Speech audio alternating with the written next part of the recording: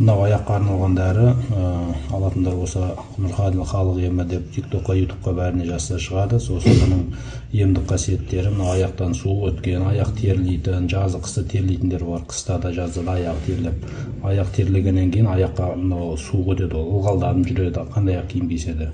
Соны осыны жағып қолданса, ол 100% кетіреді. Егерде отзывтарды Нұрғаділде өте көп, содан хабарлассаңыздар шығады содан. Сосын мынау көбісі қалай қолданатынын көрсетіп деп сұрап жатқандары да бар екен. Міне соны біз көрсетейік дегенбіз қалай қолданатындарын. Мынау арнайы қасығы.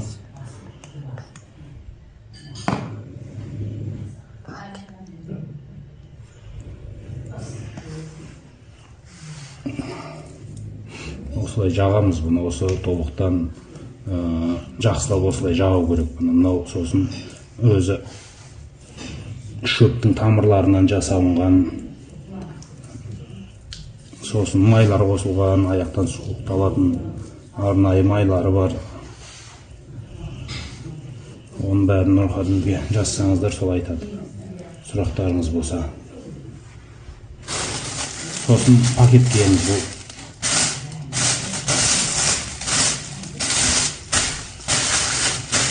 Каталогта істейміз осылай. Сосын